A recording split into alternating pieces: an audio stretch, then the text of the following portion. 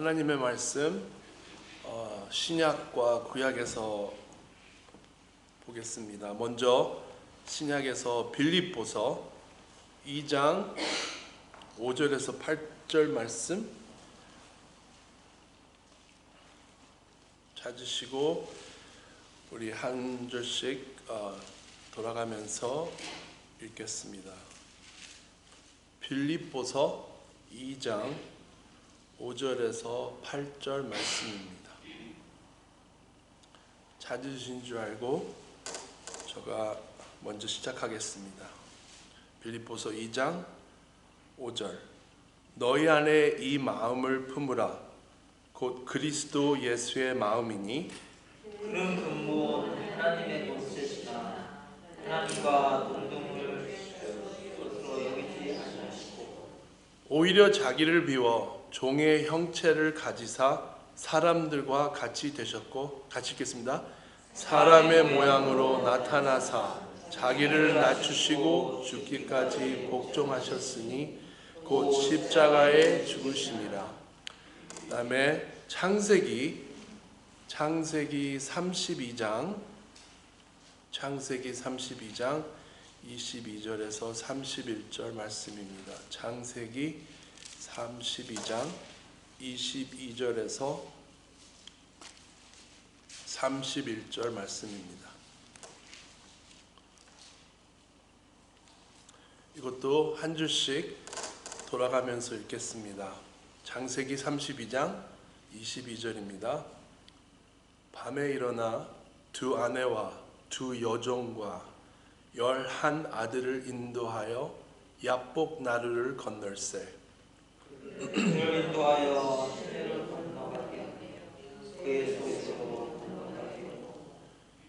야곱은 홀로 남았더니 어떤 사람이 날이 새도록 야곱과 씨름하다가 그가 야곱을 이기지 못하고 그가 야곱의 허벅지를 반절을 치매 야곱의 허벅지 반절이 그가 씨름할 때에 어긋났다.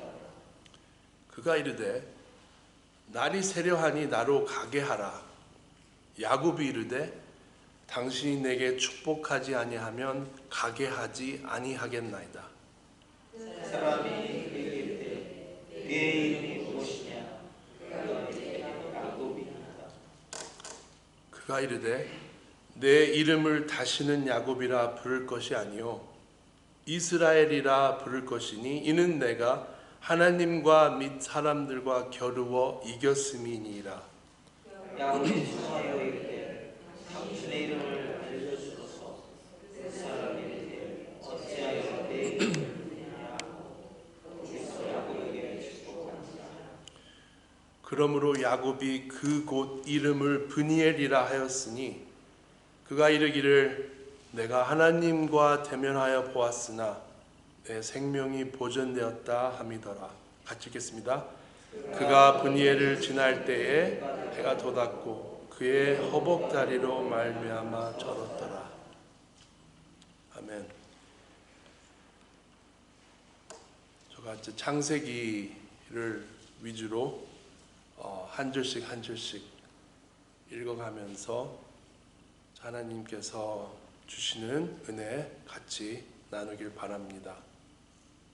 22절에 보면 밤에 일어나 두 아내와 두 여종과 11 아들을 인도하여 야복 나루를 건널세.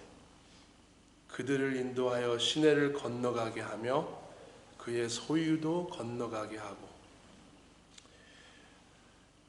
결국은 이렇게 다 보내야 되는데 사람이고 물건이고 소유든 뭐든 다 이렇게 보내야 되는데 우린 삶에서 우리 거라 생각하면서 모으고 또 모으려고 하는지 잘 모르겠습니다. 제가 잠시 이 배경을 설명드리겠습니다. 곧 있으면 야곱 형 에서가 400명을 데리고 원수를 갚기 위해 들이닥칠 겁니다. 지금까지는 정말 야곱 같은 야곱의 스승 라반 장인에게 엄청난 훈련을 받으면서 긁어모은 재산과 불어난 가족들과 함께 도망쳐 나오듯이 자기네 집을 떠나왔는데 더 큰 문제가 야곱을 기다리고 있던 것입니다. 정말 겹치고 또 겹치는 야곱의 인생을 보면서 왠지 우리의 삶도 별다르지 않다는 생각을 갖게 됩니다. 우리가 살아가는 인생에서 정말 많은 우여곡절이 있습니다. 우리 한 사람 한 사람 인생 살아가면서 겪는 많은 사건들이 있는데 만약 누군가 그 일들을 이야기로 정리해서 글로 적었다면 아마 우리가 죽게 될 때쯤이면 성경 두께만한 책이 나오지 않을까 생각됩니다. 우린 좋던 나쁘던 인생에서 얻는 여러 가지 형태의 기록들이 있습니다. 몇 가지 예를 들자면 추억들을, 기억들을 남기기 위해서 책을 쓰는 사람도 있습니다. 사진으로도 추억들을 남깁니다. 저는 사진 찍는 걸 별로 좋아하지 않습니다. 남는 건 사진뿐이야 라는 말 집사람한테 많이 들어봤습니다. 다른 기록 형태가 있다면 그것은 우리 기억입니다. 기억들도 기록 같은 거지만 나이 들면서 잊어버리게 된다는 흠이 있습니다. 또 하나 기록 형태가 있다면 우리가 살아가면서 우리 몸에 만드는 상처, 흉터들입니다. 실수해서 손가락 비고 몸을 퉁쳐서 멍들고 찢기고 해서 이런저런 흉터들을 우리 몸에 남깁니다. 여기 서 있는 케빈 몸도 크고 작은 흉터가 많이 있습니다. 어렸을 때 생긴 흉터들은 말도 할 거 없고요. 저희 오른쪽 배 옆구리 부분에 보면 한국에서 수술받아서 아주 큰 흉터가 있고요. 집에서 음식하다 칼로 여기저기 손부분을 잘라서 생긴 흉터도 있습니다. 기름으로 저희 딸 찬미가 좋아하는 돈가스 튀기다가 생긴 흉터들도 있습니다. 최근에 다리 수술하면서 생긴 또 하나 큰 흉터가 있습니다. 가끔 샤워하고 나와서 거울에 비친 내 모습을 보면서 생긴 그 흉터들이 눈에 띄우면 이런저런 기억을 머릿속에서 떠올릴 때가 있습니다. 지금까지 제가 말하고 있는 흉터나 자국들은 저희들이 눈으로 직접 보고 만져볼 수 있는 것들입니다. 그럼 보이지 않는 흉터들도 있을까요? 저는 분명히 있다고 생각됩니다. 하나님 믿는 성도님들로서 신앙생활 하다 보면 보이는 세계와 보이지 않는 세계가 아주 가까이 서로 존재하고 있다는 것을 눈치채셨을 겁니다. 우리가 육신으로 삶을 살아가고 있지만 분명한 것은 영적 삶도 아주 가까이 존재하고 있다는 것입니다. 우리가 알던 모르던 둘 다 살아가고 있고 경험하고 있다는 것입니다. 그리고 그 영적 삶 속에서 치르는 영적 전쟁이 분명히 있는데 그 세계에서도 전쟁을 치를 때마다 얻는 아픔이 있습니다. 그렇다면 상처나 흉터도 생기기 마련입니다. 참 신기한 것은 왜 우리 몸에 새겨지는 흉터, 상처들보다 우리 마음에 새겨지는 상처, 흉터들이 기억에 남고 오래 가고 좀 더 아픈 걸까요? 우리 몸에 생기는 흉터들은 대부분 시간이 지나면 잊어버리고 살게 됩니다. 우리 기억에서 사라지기도 합니다. 근데 마음의 상처는 너무너무 오래 갑니다. 그리고 누가 언제 어떻게 그 상처를 우리한테 입혔는지 절대로 잊어버리지도 않습니다. 창세기 24절 말씀입니다. 야곱은 홀로 남았더니 어떤 사람이 날이 새도록 야곱과 씨름하다가 1980년도에 미국으로 이민 와서 컸습니다. 그때 당시 영어도 모르고 문화도 모르고 그나마 TV를 켜면 눈에 들어오는 것은 몸으로 하는 것들이었습니다. 여러분들 기억하실지 모르겠습니다. I Love Lucy나 Three Stooges 같은 그런 슬랩스틱 코미디는 언어 이해가 필요 없었습니다. 그 중에 또 제가 좋아했던 게 레슬링이었습니다. 그때는 WWF라는 레슬링이었는데 어쨌든 이 선수들이 레슬링 하면서 얼굴에서 피도 흘려내렸습니다. 서로 얼굴을 찡그리면서 서로 제압하려고 손가락질 주먹질하면서 하는 레슬링이 너무 진짜 같아 보였습니다. TV에서 방송되는 경기를 볼 때면 늘 아나운서와 씨름할 한 선수 한 명이 같이 링 안에 서 있습니다. 아나운서가 그 옆에 서 있는 선수를 소개합니다. 그런데 참 이상합니다. 미리 링 안에 서 있는 선수는 누가 봐도 질 것 같은 생각을 관중들에게 줍니다. 나이가 어린 저한테도 그런 느낌을 줬습니다. 체구적으로도 작아 보이고 빼빼 말라서 힘도 없어 보입니다. 그 선수의 소개가 끝나자마자 갑자기 이 스테디움 안에 분위기가 확 달라집니다. 경쾌로운 음악이 크게 들려집니다. 이 실내 불이 꺼졌다 켜졌다 합니다. 불꽃도 여기저기서 터집니다. 좀 인기가 있고 잘 알려져 있는 선수들은 등장할 때부터 다릅니다. 관중들이 환호합니다. 다는 아니지만 많은 선수들이 등장부터 호들갑 떨면서 링으로 나옵니다. 이건 누가 봐도 이길 자 질 자 벌써 딱 정해져 있습니다. 경기할 때마다 다 짜놓고 하는 쇼인데 저는 그 사실을 알고 난 후 엄청 실망했던 기억이 납니다. 그들은 레슬링 선수라기보다는 스턴트맨, 어쩜 덩치 큰, 운동 잘하는, 쇼 잘하는 배우들이었던 겁니다. 그걸 알게 된 후 저는 레슬링을 그렇게 많이 전처럼 보지 않았습니다. 24절을 보니까 레슬링 하는 두 남자들이 등장합니다. 본문을 자세히 살펴보면 이 씨름도 제가 어렸을 때 봤던 WWF 레슬링처럼 못지않게 말도 안 되는 한판인 걸 알게 됩니다. 이것도 다 짜져 있는 각본처럼 읽혀집니다. 왜냐하면 그 남자들 두 명의 한 사람은 하나님이십니다. 주님이십니다. 주님께서 인간의 모습으로 육신을 가지고 야곱과 씨름하는 그 장면입니다. 이건 힘, 덩치, 기술을 떠나 인간과 신의 싸움입니다.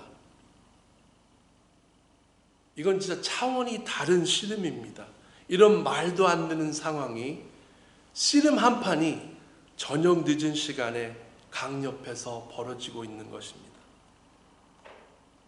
성도 여러분은 어떻게 생각하십니까? 진짜 야곱과 하나님이, 주님이 씨름을 했다고 믿으십니까? 진짜 씨름입니까? 아니면 야곱이 마음고생하는 것을 창세기 저자가 글로 표현한 걸까요? 그러니까 견디기가 너무 힘들어서 야곱이 괴로워하는 것을 좀 시적인 표현으로 기록하지 않았을까 생각합니다. 혹시 어쩌면 야곱이 씨름을 한 게 아니라 꿈을 꿨을지도 어떤 환상을 봤을지도 생각됩니다. 아니면 야곱이 너무너무 힘들고 괴로우니까 한잔 하셔서 메롱해진 상태에서 그냥 생각에 빠진 그런 장면을 씨름으로 표현하지 않았을까 저는 생각해 봤습니다. 제가 미리 짧은 답을 드린다면 야곱은 분명히 정말 너무너무 두렵고 뭐라도 붙잡기 위해서 고민하면서 괴로워하면서 결국은 하나님한테 매달릴 수밖에 없다는 그 처지에 있기에 야곱은 절실히 주님을 찾았는데 그때 주님께서 야곱을 만나 주셨던 겁니다. 그 두려움을 해결할 수 있도록 방법을 제공해 주시는 그 씨름이라 생각합니다. 25절 말씀입니다. 자기가 야곱을 이기지 못함을 보고 그가 야곱의 허벅지 관절을 치매 야곱의 허벅지 관절이 그 사람과 씨름할 때에 어긋났더라. 성경학자들은 여기 씨름하는 야곱의 나이를 97세로 보고 있습니다. 97세. 아까 제가 질문 드렸죠. 야곱과 이 사람이 한 씨름은 어떠한 씨름인지 성도님들께 물어봤습니다.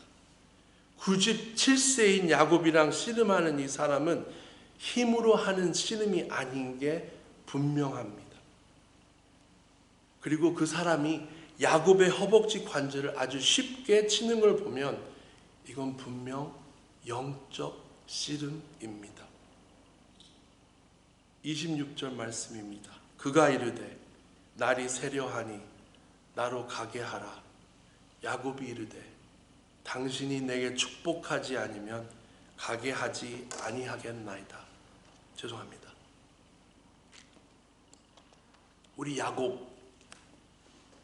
야곱의 고집은 알아줘야 합니다. 자기가 뭔데 주님한테 가지 못하게 한다는 말을 합니까? 이 사람은 야곱이 씨름하고 있는 이 사람은 어떤 인간 왕이 아닙니다. 이 이방 가까이에 있는 이방 땅의 왕자가 아닙니다. 하나님이십니다. 주님이십니다. 너무 정말 어떻게 보면 정말 바보 같습니다. 어느 정도 상대를 봐가면서 해야죠. 근데 야곱은 이 사람이 보통 사람이 아니다는 것을 눈치챘을 것 같습니다. 그래서 상황인 만큼 그냥 한번 해볼 때까지 해보겠다는 각오로 임합니다. 저는 이걸 이 현 모습에서는 야곱을 칭찬해 줘야 된다고 생각합니다. 우리도 하나님께 떼쓰고 별의별 욕을 하지 않습니까? 우리가 누구입니까? 여러분, 우린 바로 죄인입니다. 태어나서 죄를 짓고 죄인이 된 게 아니라 우린 태생부터 죄인으로 태어납니다. 그걸 우리 주님께서 바꿔주십니다. 핏값을 치르시고 우리를 구원해 주십니다. 여러분과 나는 주님께 빚진 자입니다. 그 은혜를 알면서도 세상에선 야곱인처럼 살아갑니다. 세상 사람들보다 세상을 더 사랑하면서 그 세상 사람 못지않게 살아갈 때가 너무 많습니다. 27절 말씀입니다. 그 사람이 그에게 이르되 내 이름이 무엇이냐? 그가 이르되 야곱이니이다. 아버지 이삭이 야곱한테 물어봤을 때는 야곱이 거짓말합니다. 에서라고 답합니다. 복을 얻기 위해 아버지 이삭을 속입니다. 그래서 야곱은 원하는 것을 차지합니다. 사냥하고 돌아온 형 에서를 팥죽 한 그릇으로 장자권을 얻어냅니다. 기회주의자 야곱을 누가 이기겠습니까? 그리고 장인어른 라반은 어쩜 야곱에 알맞는 경쟁자일 수도 있지만 결국은 그 라반도 속이고 그를 떠납니다. 도망쳐 나옵니다. 이제 야곱은 아버지 이삭, 형 에서, 장인어른 라반까지 야곱이 이래저래 꾀를 써서 거짓말을 해가면서 자기가 원하는 방식대로 해서 결과를 다 얻습니다. 그러다 보니 야곱은 자신감으로 충만해집니다. 뭐든지 할 수 있다는 자부심이 하늘을 찌릅니다. 누가 야곱을 당해내겠습니까? 이젠 야곱도 이런 생각하는 것 같습니다. 하나님도 자기가 한번 상대해보고 필요한 것을 얻어낼 수 있다는 망상까지 하는 겁니다. 그때 전지전능한 하나님 아버지께서 야곱에게 질문합니다. 내 이름이 무엇이냐?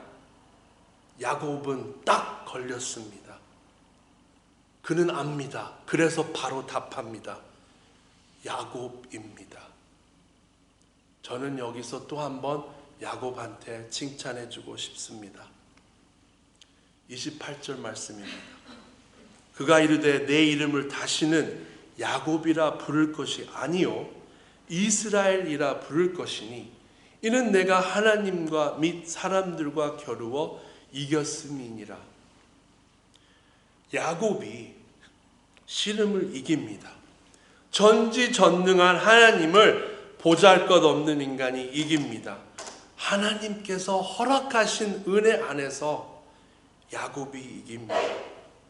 성도 여러분, 만약에 하나님께서 지금 우리에게 야곱과 주님의 씨름 한 판을 가까이서 지켜볼 수 있는 찬스를 주시면 어떻겠습니까? 정말 그게 정말 가능하다면 어떻겠습니까? 우리 상상으로 한번 그 자리로 가봅시다.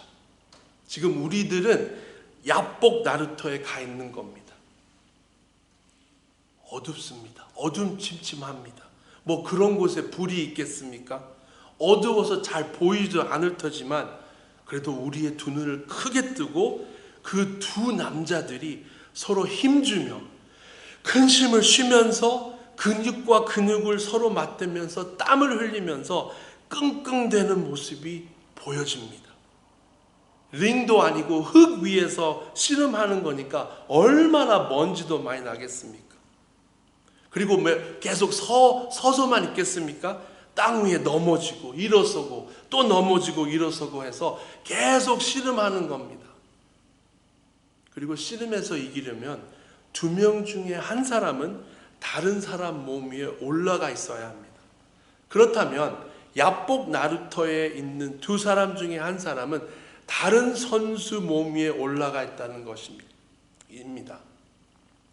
그 장면을 우리 잠시 헐리우드 상상으로 좀 해봅시다.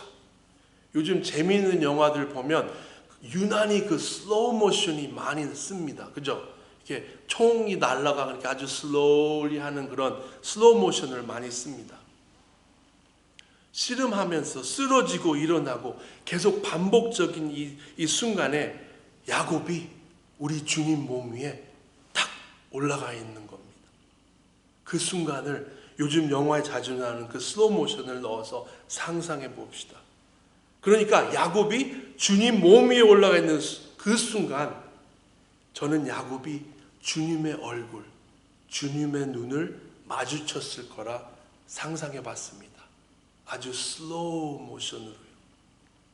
그때 주님께서 야곱의 눈을 마주치시는 걸 상상해 보십시다. 그 순간 주님께서 지그시 야곱의 눈을 바라보시면서 주님은 앞으로 있을 일들을 생각하지 않았을까 저 혼자 상상해 보았습니다. 십자가의 고난, 다 이루었다 하시는 자기 자신의 모습을 떠올리시면서 텅 빈 무덤을 생각하시면서 그때, 바로 그때 야곱에게 윙크하지 않았을까 여기 서 있는 케빈 감독 상상해 보았습니다. 그리고 야곱은 여기서부터 이스라엘이라는 이름을 얻습니다. 새로운 이름에 대해서는 그 말 많은 야곱이 1절 말이 없습니다. 너무 신기하지 않나요? 말이 없다는 뜻은 그 제안을 받아들이겠다는 뜻입니다. 우리 하나님은 이름 바꾸는 걸 좋아하십니다. 야곱에서 이스라엘로 바꾸는 걸 인정한다는 것은 야곱도 자기 자신이 좀 달라져서 살아가겠다는 강한 의지로 보여집니다. 지금부터라도 바꿔보겠다는 자세로 보여진다는 것입니다.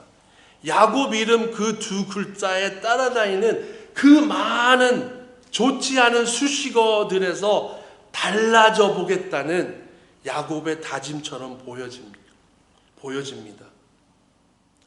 지금까지 살아왔던 자기의 모습은 다 내려놓고 살아가겠다는 그러한 마음 자세인 것입니다. 야곱도 결국 전지전능한 하나님 앞에서는 어떻게 할 줄 모르는 것 같습니다. 29절 말씀입니다. 야곱이 청하여 이르되 당신의 이름을 알려주소서. 그 사람이 이르되 어찌하여 내 이름을 묻느냐 하고 거기서 야곱에게 축복한지라. 여러분, 이 29절에서는 정말 야곱은 정말 말릴 수 없다는 사람처럼 생각하게 만듭니다. 이 순간에서도 주님께 이름을 물어볼 생각을 다한 우리 야곱입니다. 참 대단하지 않습니까? 왜 이름을 물어보는 걸까요? 저 생각엔 야곱의 옛 모습이 다시 켜지려고, 살아나려고 하려는 노력으로 보여집니다. 이름을 물어보고 만약에 그 사람이 대답했다면 어떻게든 야곱은 꾀를 써서 야곱의 옛 모습이 아직 죽지 않았다는, 그래서 자기가 그것을 어떻게든 이용해 보려고 하는 그 모습이 나타나 보인다는 생각을 했습니다. 우리도 주님을 알게 되고 주님께 헌신했는데도 불구하고 우리 옛 사람이 아직 살아서 왕성한 것처럼 보면 야곱도 지금은 이름만 새로 얻은 것뿐이지 갈 길이 아주 멉니다. 이스라엘이라는 이름까지 받았는데도 불구하고 얼마 안 돼 형 에서랑 정말 드라마틱한 그런 만남을 갖고 포옹하고 키스하고 그런 별짓을 다 했어도 옛 야곱의 꾀가 또다시 작동하지 않았습니까? 새로운 이름을 받았을지라도 영적으로 성숙해지려면 야곱은 아직도 갈 길이 멀어 보입니다. 여러분과 저와 별다를 게 없어 보입니다. 근데 여러분, 야곱이 축복을 받습니다. 이런 상황에서도 자기가 원하는 것을 갖습니다. 너무나 얄밉습니다, 야곱이. 어떻게 이렇게 맨날 잔머리 긁고 꾀를 써서 자기가 원하는 걸 늘 성취합니까? 근데 그 야곱을 보면 여기 서 있는 케빈이 보여집니다. 저도 야곱 못지않게 한가닥 하는 사람이지만 저가 또 하나님 자녀이기에 그분은 이 케빈 축복하시기를 기뻐하십니다. 30절 31절 말씀입니다. 그러므로 야곱이 그곳 이름을 브니엘이라 하였으니 그가 이르기를 내가 하나님과 대면하여 보았으나 내 생명이 보존되었다 함이더라. 그가 브니엘을 지날 때에 해가 돋았고 그의 허벅다리로 말미암아 절었더라. 저가 2021년도 초쯤에 정 목사님을 처음으로 만납니다. 그리고 3월 7일에 저가 트리니티 장로교회에 와서 EM 예배에 참석하고 말씀을 전합니다. 저는 그때 당시 너무너무 좋았습니다. 저희 아이들도 이제 다 커서 대학교 보냈고 정말 이젠 앞으로 사역에만 충실해야겠다는 그런 생각에 정말 어쩔 때는 잠도 잘 안 왔습니다. 제가 농구를 참 좋아했는데 나름 잘했습니다.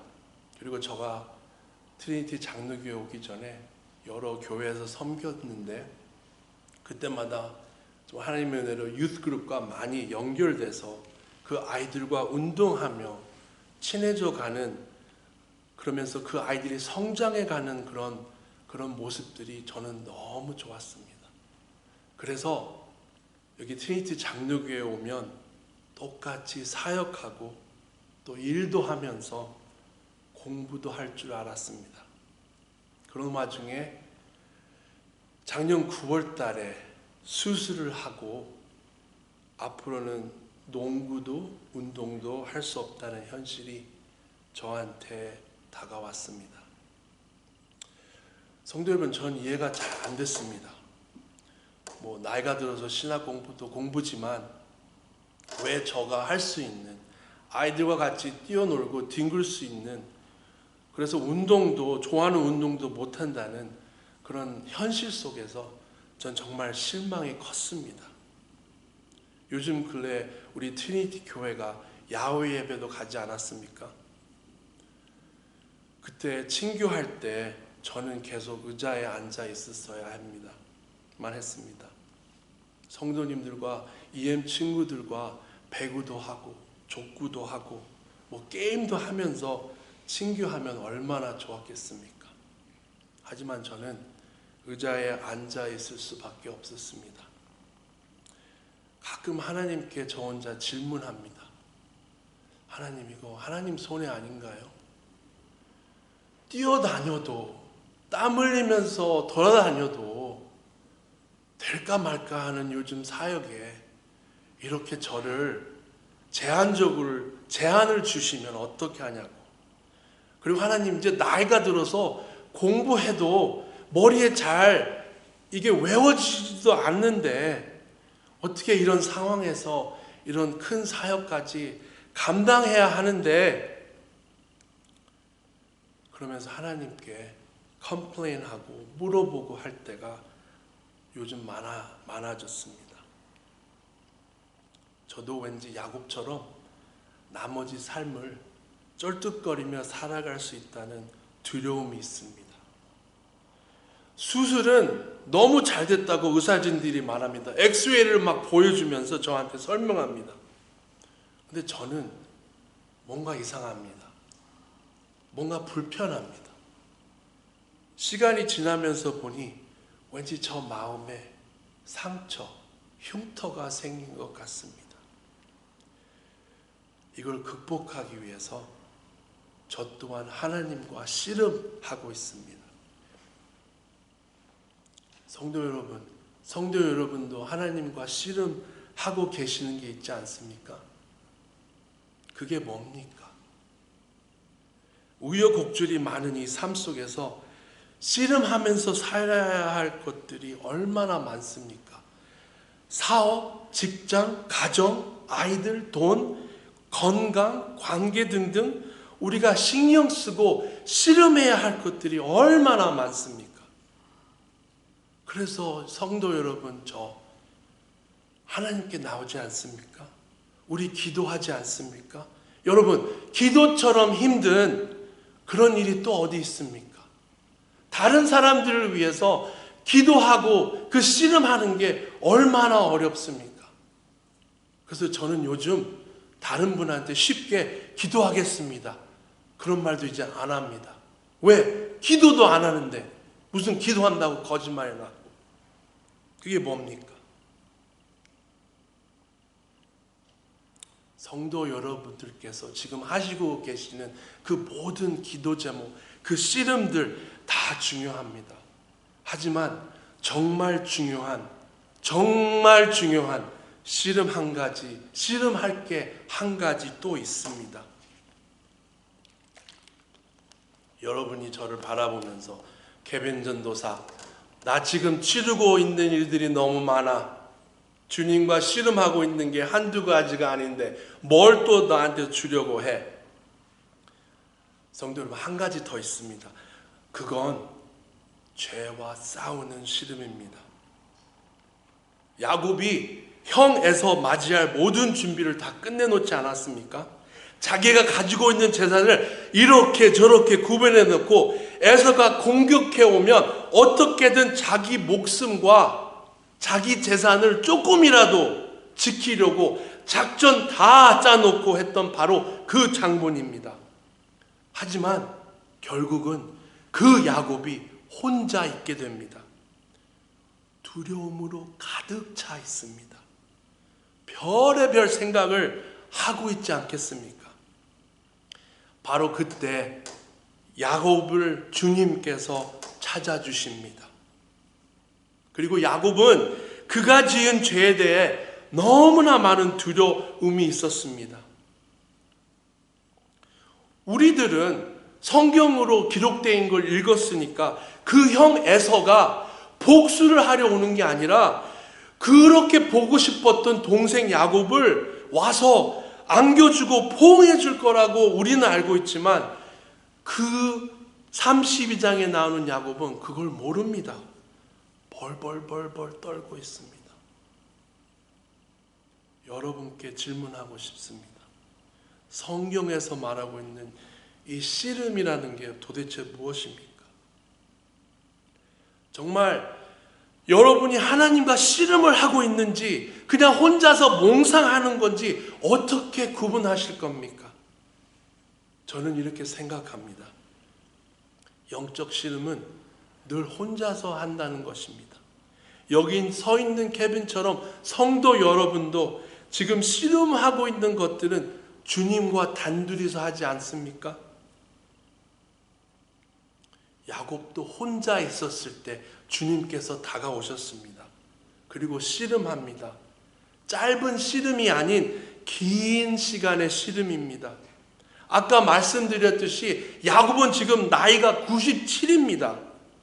그건 힘으로 싸우는 씨름이 아니고 영적 씨름입니다. 야곱이 경험한 것처럼 씨름할 때는 힘듭니다. 진짜 죽을 수 있다고 느껴지는 순간도 경험할 수 있습니다. 하지만 주님과 하는 씨름은 성도 여러분 축복된 시간입니다. 우리가 모두 그 중요성을 깨닫는 성도가 되길 바랍니다. 그리고 에서가 이끌고 오는 400명에 대한 두려움이 있습니다.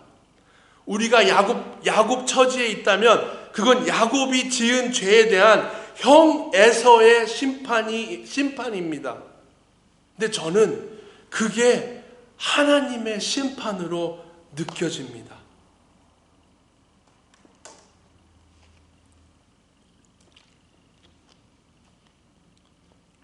우리 장로교단 너무 좋습니다.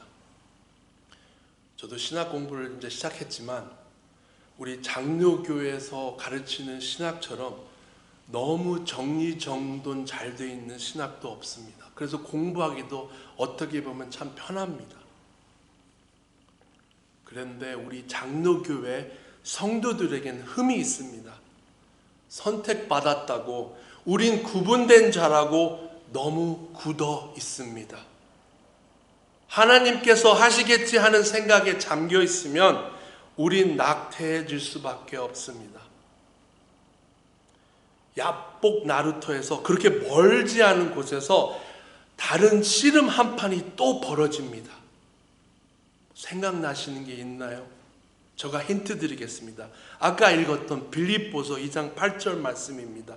사람의 모양으로 나타나사 자기를 낮추시고 죽기까지 복종하셨으니 곧 십자가에 죽으시니라.